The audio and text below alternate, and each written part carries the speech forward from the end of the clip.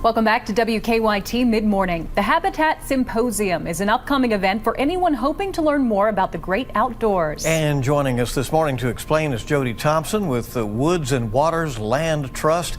He'll tell us what that does. And, you just have to acknowledge, Jody, with this beautiful weather we're having right now, everybody is appreciating the great outdoors. Tell us what your organization does.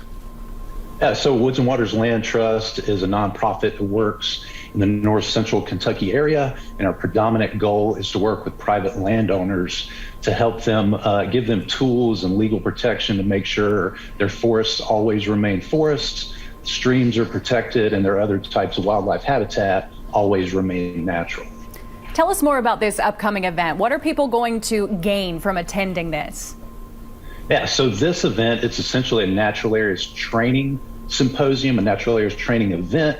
And what that means is we actually teach practices that people, landowners and land managers can use when they're ready to get their hands dirty, when they're ready to work in their woods and their other types of wildlife habitat. And that's a little different from other events because other really great events, they advocate and they try to explain the importance of things. We teach how to use those things actually when folks are ready to do the improvement. The timing is perfect. I feel like people, especially since the pandemic began, have a new appreciation for just being outside and being in nature. So this sounds wonderful. And you say this event is free, so that's great news. Yeah, it's free. You just have to register. And when you get that, you'll get a link. And we're trying to keep folks from having Zoom fatigue. So there'll just be 3 topics each of those dates, the 16th, the 23rd, and the 30th. Really great content.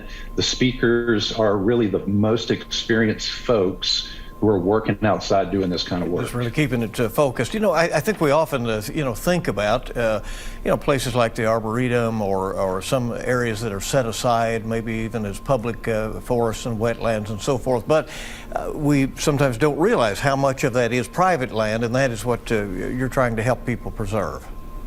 Right. Most land ownership in this part of the country is private. We have so many people trying to do good work out there in these habitats. We're just trying to help reduce that learning curve for the inexperienced folks, and for the more experienced folks who are looking to learn and pick up new skills. That's also another goal as well.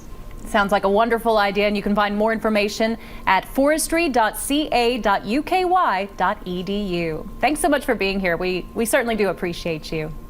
Thank you for letting me come on.